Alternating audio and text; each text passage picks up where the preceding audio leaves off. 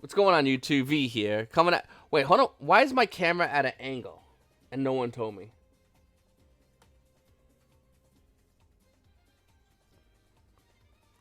What's going on, YouTube? V here. Coming at you with another market watch today. No take twos, by the way.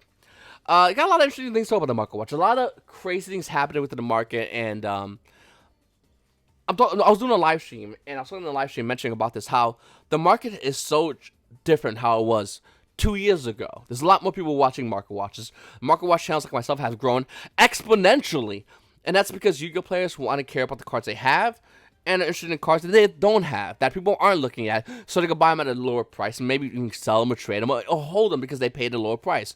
Cards like Madolches and stuff like that. Real quickly, I'm just kiss my Ultra Guys deck for good luck before I do this market watch. If you don't kiss your Ultra Guys deck, you're not really an Ultra Guys player. I'm serious. Kiss your fucking Ultra Guys deck. Don't be disgusting. Be a man. Real men play Ultra Guys. Anyway, let's look at the Soul Fusion. Okay, Soul Fusion has a lot of weird cards and weird price valuations, and a lot of Yu-Gi-Oh players are already asking me, hitting me on Facebook or whatever it is about this set, saying, "Hey V, Soul Fusion, is it a good set?" Sure, I think it's a great set. I really do. I think Soul Fusion is a set that actually doesn't need, like League Rain cards, Oshi cards coming into Tishi to make the set good. I think Dun Dragons is a good deck. I think the deck will absolutely see play. I don't know if it's going to be as dominant as it is it was in OCG, because we get things later. I don't know what's going to happen as far as that, but I do think Soul Fusion is an excellent set with a lot of great cards for just all other kinds of decks besides Dun Dragons, which gets introduced in this set. But even though I did say that, and I did just say that, you heard me say that, Soul Fusion's losing value. And I also said that a couple of days ago as well when I mentioned my other market watch about Soul Fusion, about Thunder Dragons, and how Thunder Dragons are going to be valued. Their valuation is going to be kind of like Dangers, except Dangers were put up there by YuGiOh Singles, who manipulated the market and got caught for doing it thanks to distributor YuGiOh Singles. They're out. Soul Fusion moved a lot faster, and the price point isn't like Thunder Dragon Titan and Colossus being $80 cards that YuGiOh Singles did to us and fucked us basically. If you bought Dangers, you're forced to defend them. Soul Fusion cards are put there by the market, and we're seeing them drop down in value. We're seeing Colossus go down slowly, but nevertheless go down. It's about 73. It's still not crazy steep, drop of a price. Drop of a price like Thunder Dragon Titan, which is about $60. Holding about a $50 price point over here. After that, about $55, we can see Titan dropping and Colossus actually not really moving too much. I still don't see this as a significant drop in Colossus price point, but absolutely in Titan's price point. Levinier actually is holding a pretty decent valuation at $34. Not its $45 high price. And by the way, this is still all technically high prices because Soul Fusion doesn't come out until, today. Technically, if you go to your OTS store like to the day earlier, you want to do that. Fuck Walmart. But looking at it, it's still a pretty high amount of money for a card that's not, Thunder Dragons. Up next, you got Danger card, Suchi Noko, which is about $44. It's kind of maintained near its market price. It's going to decline. It's going to fall down. Sell this card. Get rid of this card. Do what I say. Thunderbird, which is about $32. Great artwork. Sell this card. Get rid of this card. I'm trying to save you money. Dragon Dark, which is an ultra rare, which is about $20. We know what's going to happen. This card's price is going to ultimately decline in value. Unless it's something like Nightmare Goblin that works with like a bunch of decks, it can't maintain its price point. It's fictional, so this price will absolutely drop to probably about $8 if it does see play. Trap Trick is about $16, not far from its $17 price point, but once again, the stats not fully dropped yet.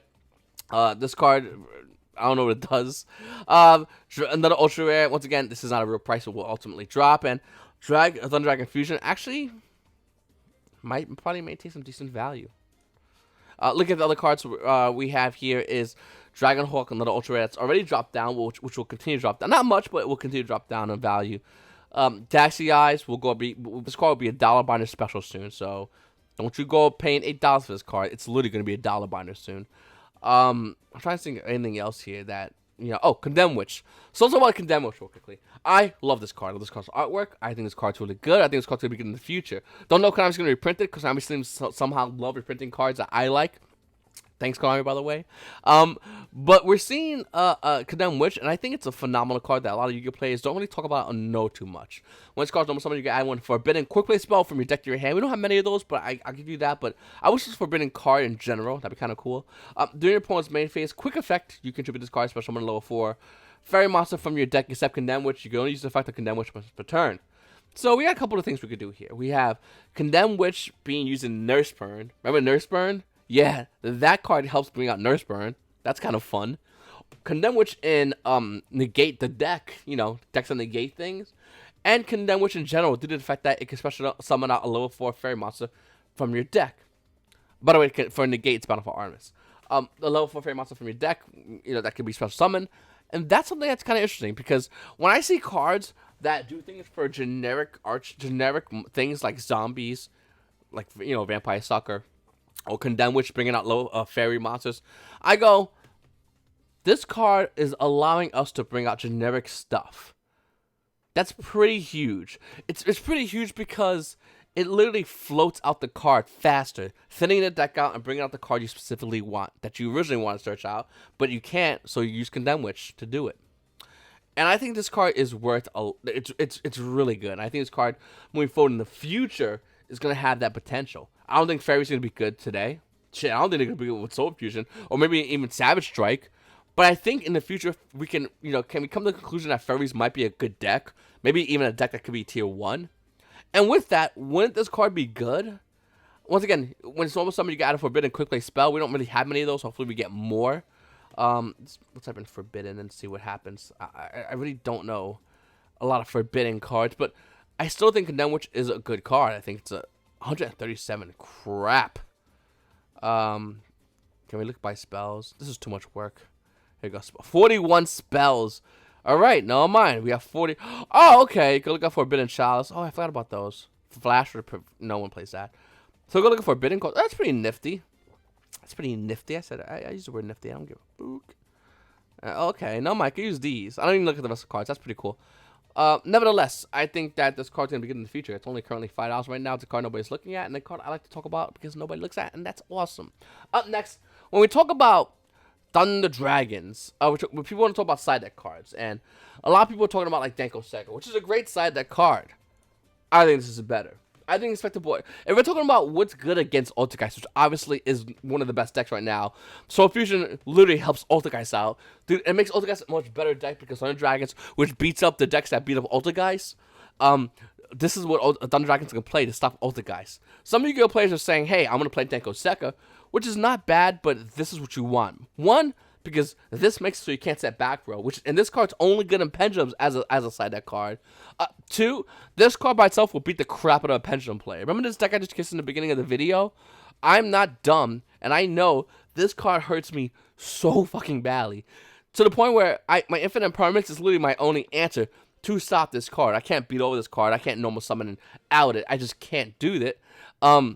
Inspector Border beats over the hand traps I have to set down as I try to slow my opponent out. It's a phenomenal card. And I know Yu-Gi-Oh players will go, wait a minute, you're playing Thunder Dragons, you can't bring out Thunder Dragons, and if you can't bring out Thunder Dragons, then what the hell? Yes, but you don't need Thunder Dragons when you got Inspector Border, who just beats people down to the ground. So I think this is a better side deck than Thunder Dragons. Some people can say Denko Seka once again, but I think they're incorrect. I think Denko Seka is a better side deck for Pendulums due to the fact that Pendulums don't care about the back row, where Thunder Dragons kind of do a little bit. So, I mean, it is what it is, but I had a discussion about that in one of my other videos and comments, and I kind of wanted to give you my insight. I think this is much better of a card if you're Thunder Dragons playing against Ultigeist, which probably is your worst matchup, and you put this one card on board, and if they don't have Impermanence, or they use their Impermanence up, you just beat the crap out of them until they die. It's pretty crazy, actually. It's so good that Ultigeist players are siding it against Ultigeist. Like, there's not many decks that go, yeah, I put this card in because it helps me in a mirror match, and when it's used against me, I cry. Like, there's not many of those cards in the game of Yu-Gi-Oh! That's a thing, and this is. Anyway, moving forward, guys, El Show Anoriatalis is another card that is going up in value exponentially. It was always like a $6 to $8 card. You see in the market price show to be about $8. You look over here, guys.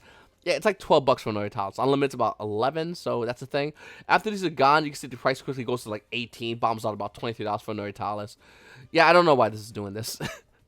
Beautiful artwork. I love this card. I have my own playset on Anoriatalis. I love Shadow, so of course I have a playset of this card.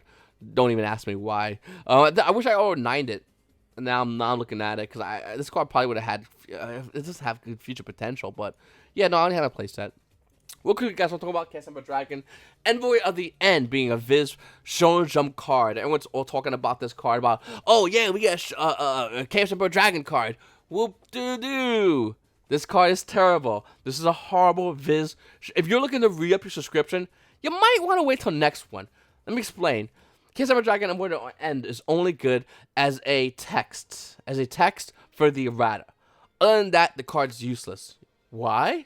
Because we have infinitely better versions of this fucking card, including the ultra rare you would have gotten that came on Dark Relation 2 that is worth more. Not looking at the ultra rare, not looking at the original print secret rare, which is gorgeous by the way. Looking at the other ultra rare that came on the Lost Millennium, which is about less than $5 the amount of the fucking subscription for Imperial Dragon. Once again, if you want to look at the higher rarities, I have one of each of these. These are gorgeous for any Yu-Gi-Oh collector. Guarantee they have that. And if you're a competitive Yu-Gi-Oh player, you're playing for a while, you probably have Ultimate Rare Imperial Dragon Envoy of the End because it's beautiful Ultimate Rare. Or you have a first edition original print Emperor Dragon, which is once again another great looking card that, you know, if you have like a band binder, you probably have this card already. What I'm trying to say is Emperor Dragon Envoy of the End is just not fucking worth it. This card has come out the gate being worth like $8. Once again, people might want it because the updated card text, if this card does come back into the meta of Yu-Gi-Oh, but for the most part, if we can see anything looking at from my look at the OCG, they already play this card, and I think ultimately we might not play this card here in the TCG. But with that said, I don't think this is good, and here's why I think Viz did this on purpose. I really hate this a lot, by the way. Now, here's why I think Viz did this on purpose, because we had Summon Sorceress and Link Kuriboh, which are two huge game-changing cards in the game of Yu-Gi-Oh. Tuning My Dragon was nifty. Crystal Trickster Crypto Heart was cool. But we had two blowout cards in the game of Yu-Gi-Oh! With Viz showing jumps. A lot of eyes are on the Viz promos, and Viz right now is red hot. So how do you cool something that's red hot? Why would you want to cool something red hot? Well, Konami can't keep releasing Viz promos that are just red hot and Viz makes a ton of fucking money. They want to feed them, but they don't want to be too fat, as they say. And look at Kaiba Dragon. I think this is a horrible promo. I think the next promo might not be as good, and then we might get another promo. I think that's what we're gonna gauge it as. So if you're looking to re-up your Shonen subscription, don't do this one. It's a waste of time. Mine just ended. I think I have like 20 or 30 of these I'll be getting. But as far as like stacks, as these like hundreds, yeah, no. I got a ton of these. Made a lot of money. Made some good money. Link Kuriboh made some great money. This card, you ain't making no money on. Don't re-up your subscription. It's a waste of time. It's a waste of money. $26 for an $8 card. It's just stupid. Especially since there's infinitely better versions right here. Everyone and mother's on Viz right now. They're on Viz's dick right now because of Summon Sorceress and Link Kuriboh. It's just not. There's so many eyes looking at this card. Everyone's gonna have this card. It's gonna tank in value. Don't even look at it. Undex Black Soldier, Super Soldier. So the Link Range Pack 2 stuff is starting to be leaked, and a lot of it's nostalgia card. We got like a BLS Link monster, a couple of like nostalgic Link monsters. Hey, aliens! We got an aliens thing. That's kind of cool. But for the most part, nothing really impressive to me. And when I mean impressive, I want to see like a Bujin Link monster. I want to see new Link monsters for older stuff like maybe Cloudy and some crazy shit like that. Or Dark Scorpion Link monsters. Something. But I don't care about nostalgic Link monsters, especially Link monsters that we've been seeing that for the most part does nothing. We can argue that the BLS Link monster is kind of cool, but by the time we get it, it's going to be trash. So why, like, if it's cool now, but by the time we get it in the TCG, we'll be so beyond that Link monster, it'll be a joke when it comes out. With that said, I think the hype is happening right now, and people are buying into the BLS Super Soldier, and they're trying to get into any kind of that jazz, and I think it's just a bad buy. I really don't agree with this buy whatsoever. I think the current Link Range stuff, too, is trash, and I don't even care about it, to be honest with you. I hope we get some better stuff that can be used in competitive Yu-Gi-Oh!, and I hope we can make Bujins great again. And, yeah, we need Bujin stuff. So my 5 formation tankies go up higher in value, which I originally got these about 20s, and I mean they're kind of going back down in value. If you look at 5 formation tanky, it's about $31. Unlimited, it's about $28 for this card, and yeah, no, Bujin Link monster. This card hits like 60s. Just throwing it out there, fellas. Up next, about Harpies. Now, not Harpies Feather Duster, not Harpies Pet Dragon Retro Pack 2, which the video game promo is way better. Feather Memories promo should be way higher than this version, but it's Retro Pack 2, that's why it's like super high in value. Harpie Queen, which is hard to get, but look at all the Harpie stuff. Harpie Lady DT Preview 1, which is about $27. Pet Dragon ulti, which is insanely high. That doesn't even fucking play this card. The regular rare from the Dark Edition 4 is like $9. Near mint 10.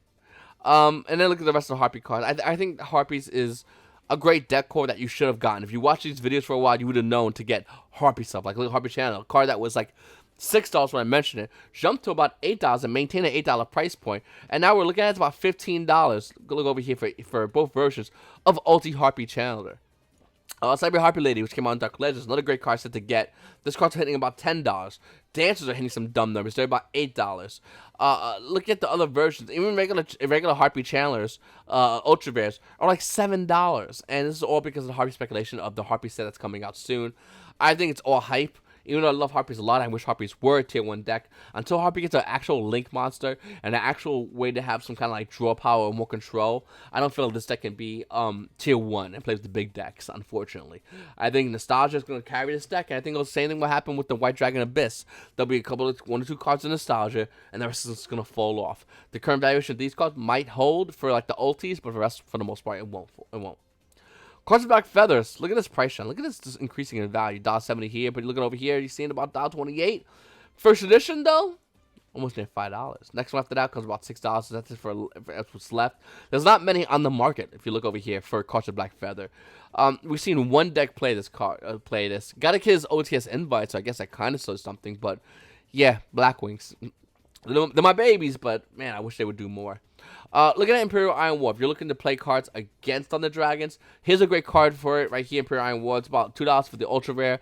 The Ultra Rares Pack 1 promos are about $1, so they're relatively cheap to buy. I like the Super Rares a lot. I have both of these. I don't know. I think I like the Super Rares more. Also, look at the artwork. Remind you of anything? The wall. Titans. Okay. Up next, Herald Perfection is another deck that I think is highly undervalued. And I think Herald Perfection is a really, really cheap deck right now. And I would love to see a Herald Link and Link Frames Pack 2 be spoiled out. Oh my god. You know how much these will cost? First of all, we're not talking about Ulti Herald Perfection. I mean, that's money. We know Shine Darkness, Ulti Herald Perfection, that's money. We get it. Ghost Herald Perfection is like $6 Price share showing going down in value. Market price showing to be about $6. Look over here. It is literally $6 for Ghost Herald Perfection.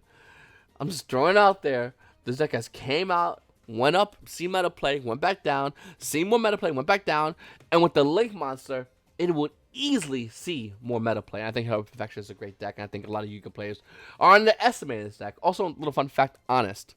It's a card, and a lot of YuGiOh players will get caught off guard unless you add it back to your hand using all the Herald Spice, like Ben 10 and Ritual Sanctuary and all that stuff. Oh my god, and this 6 in chairs. Whoa, 6 $2?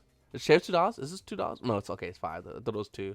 5's still pretty cheap for this, dude. I need to buy my playset. I have the sticks. I love this prismatic rarity. It's gorgeous. Anyway, yeah, no, this is cheap as hell, so you should have your playset of Ghost. Up next, Soul Transition, another cheap secret rare card that nobody's looking at. And it only came out in Secrets of Eternity as a secret rare, solo printing, and the card's $2 fucking. Yeah, can you say RO9? Because that's what you should be doing. If you control no special monsters, you contribute 1 face-up level 4 normal special summon or set monster, draw 2 cards. You're going to activate 1 Soul Transition per turn. You can have special summon a turn, you activate this card. It doesn't matter because there's a trap card you activate on your opponent's turn. It really doesn't matter whatsoever. I love this card. I wish it was level 4 or lower normal monster, but still level 4 and lower monster is still pretty good. Once again, solo printing, secret rare. Shitty set, Secret of Eternity, but goddamn. What came in Secret of Eternity again? Malakota. Yeah, that's why.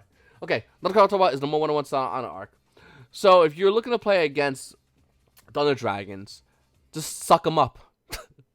Can you make 2 level 4 monsters? Great. You can make Honor Arc, you can suck them up, and then you can do link plays with them. And that's probably an easy way to get rid of Thunder Dragons. And we'll get rid of a lot of problem cards. And I think the meta, we're entering a meta where we're going to have a lot of weird floating cards. Sky Strikers have Ray, which constantly floats and all that silly stuff. And Thunder Dragons, you know, it has a lot of specifications. You got all these other kind of cards that just float or have this, you can't touch me unless you do, but if you do hit me, I do some other shit or whatever kind of effects. And Ulti Anarchs are $6 for the Ultis. I'm not, you can look at the Ultras or whatever, but it's kind of going up in value a little bit. First edition is about $7, and you only need 1. You don't need like 10 Anarchs. So I don't understand why this card price is still so low. Like, this is still a phenomenal card that not all of you players are looking at. I think it's a great card. The ultra rares are like $3. Spend a couple extra dollars. Don't be cheap and get the ulti. Up next, double evolution personal cards going up in value. Look at this price trend. Look at the spike in the price trend. Market price showing to be about $11, but act now it's $9. I said it before, and I'll say it again. I think Dinos is a very good deck that you can play fun Yu-Gi-Oh with, but like if you're playing Dinos, but if like you're a Yu-Gi-Oh player who thinks you're gonna body a Dino player, yeah, think again. I think Dino Invoke is a really interesting deck right now, and Invoke's so cheap it's almost a crime not to play for funsies. Once again, Dino Invoked, or Dino for in general, is a deck that, like, if you think it's a shitty deck, you're gonna get bodied. But a deck can play casual at the same time. It's really weird. It's not. I want to consider Dinos to be tier 1, but I'll absolutely, if you're playing at a Yu-Gi-Oh event, say regionals, and you want to be competitive, you're playing competitively, and you see a Dino player, don't sleep on that kid. That kid can kill you that turn. They're almost like Mermos, except they have a little bit more control on board. Well, Mermos is just a shotgun deck. They kind of control the board and then OTK. Or, you know, I mean, if you go first and you open weak, they're going to body you, kind of like Mermos as well. So it's kind of weird with Dinos, but I absolutely think Dinos is a deck that you can't just look away on. And, yeah, the price is showing it. People are Yu-Gi-Oh players are picking it up because it's relatively cheap. Up next, Satella Knights. So when I said about Link Rain cards and how they're disappointing, I want like a Satella Link Rain's 2 spoiled card. I want that card today. I want it now. I think Satella's is a great deck. I think it's a deck that not you know a lot of Yu-Gi-Oh players have forgotten about, and it'd be really cool if we get Cherubini, and then Construct comes off the ban list, and then we get Satella Link Monster. You see how I did there? See what I did there? It's literally, we get the old fun format that a lot of Yu-Gi-Oh players love. Satella's, Necros even, actually, now I'm thinking about it. I think Necros is going to make a comeback soon. If you want my honest opinion, I think Necros is going to make a comeback soon, and they're going to have reprinted cards. In my honest opinion, I think we're going to be seeing that happen. So we'll have Necros coming back. I'm in my opinion, with the next couple of months, I'm like almost 100% positive they're going to be coming back. Shadows being a thing again. Once again, all the shows needs to unlock on the ban list to 3, hopefully. And then we got Satella Knights with a new Link Monster, and Burning Abyss with their new Link Monster. If this happens, we can have the old format crashing in to our current format. That'll be fucking awesome. I'm excited to think. Like, I'm talking about it right now. The idea of it, I just thought about it. That would be so fucking fun. Because you got a lot of competitive Yu-Gi-Oh players now that have missed the old stuff, and they can now have access to the old stuff and play competitively with the old stuff. You got Yu-Gi-Oh players who are playing now and play the current competitive stuff, and you'll have a fight of current competitive Yu-Gi-Oh players versus the old competitive Yu-Gi-Oh players playing their babies back with a little bit of a twist with Master Rule 4 in Yu-Gi-Oh. Man, that sounds good. Oh my god. If that happens, how excited would you be? Thumbs up this video, hit subscribe, by the way. And comment below, let me know, because I think, and I could be wrong, but I'm not, because I'm me, it's going to happen in the next couple of months. I could be wrong, once again, I'm going to throw it out there. I could be wrong, but within the next couple of months, that might be a thing. I could be wrong, but it's not. I'm not wrong. No, it's not. It's going to happen. It's going to be awesome. Anyway, moving forward, hopefully it is. Moving forward, Max C is going high in value. And the reason why Max C is going high in value is because of the ban list. Yu-Gi-Oh players are speculating in the November ban list next month, November 20th, actually, almost a month away from now. We'll see Max C come off the ban list. And if that happens, a $93 market price, no, it's $125 for the fucking card. And the reason why is because Yu-Gi-Oh players are certain stores, I should really say, and / vendors, are speculating this card come off the ban list. Looking at the Throne of Ragnarok, heavily played starting at 17, lightly played starting about 22. It's kind of weird. The ultra rares are about 10s, the super rares are about 5s, and the commons are about almost 5s as well. Max C is just looking fucking good right now. And max rarity Max C is probably would be Bay. And had Max C come off the ban list, a lot of Yu-Gi-Oh players, or a lot of people, I should really say, stand to make a lot of money with the Ultimate Rare Max C. That's why it's being high in value. I think after the ban list, this card will drop down even lower than $90, in my opinion. So if the Max C is not hit on the ban list, this price is going to tank. Once again, talking about Dinos, let me just show you the invokes real quickly. Mechaba is still about $15. Still a little pricey. The super rare obviously is like $1. You get it easily. But if you want secret rare, it's about 15s. Invocation's coming in about $10. Invocation tanked in value. This card was like $40, I remember, for Invocation. And now looking at it, it's tanked super hard. The ulti are still holding about $36 for the ulti Invocation. And I think, and to be honest with you, I think Ulti Invocation is such a sweet, safe price. It'll probably maybe hit 30 the lowest, but I think Invoked, unless they get hit hard, it ain't going anywhere. I think Invocation will obviously would be maintaining that price, why it's not going anywhere as well. Let's talk about Legendary Hero deck collector sets. So the Legendary Hero decks are finally out. It took forever for it to come out, and YuGiOh players got really excited about it. And then Konami just kept going, oh, we messed up, or I know they had a hurricane, which kind of sucked and hurt the value of it. And now Legendary Hero decks are out, and the most expensive card you can get is a $2 card. $2 card, dollar. There is nothing of value in the Legendary Hero decks. With that said, there is value in the reprints. Legendary Hero decks have great reprint value, and I think, in my opinion, Legendary Hero decks, this box right here, is going to be worth a lot of money in the future. Currently, it ain't worth shit. Nobody's looking at it. But I think in the future, this is going to be worth a lot of money. Because this box has so many amazing reprints. It has hero reprints. Nordic might actually be the least out of all of them. I don't want to say what you call it, but the Phantom Knights actually might have some value. But more importantly, heroes will have value. And these legendary hero decks right here, these are going to be worth a lot. And I think, in my opinion, besides this one asshole selling online because he's a fucking piece of shit, he should sell for the box. Anyway, besides that, I think this box is going to go for a lot of money because of heroes in general. And the hero plays are, once again, we know they're batshit crazy. And I think this will affect the future. And this actually will go up in value. Currently, it's worth nothing, though. Easy to buy singles, though. Anyway, guys, that's the Market Watch. I really appreciate you guys watching my videos. Please make sure to subscribe if you haven't subscribed already. Hit the like button. Comment below. I love to read every single one of your comments. What do you think? Are you excited about what may or may not happen, but hopefully may? Hopefully may. Konami, you watching? Konami, wake up. May happen. The old meta versus the current meta. The old meta that got revitalized versus the current meta, which is brand new, just fighting it out. And that's all YuGiOh meta. How fun would that be? Anyway, guys, please let me know. Hit the subscribe button, hit the like button as well. And like I said, comment below. I read every single one of your comments. All the links for social media is going to be below. I would love if you check it out as well. It's your boy V. Guys,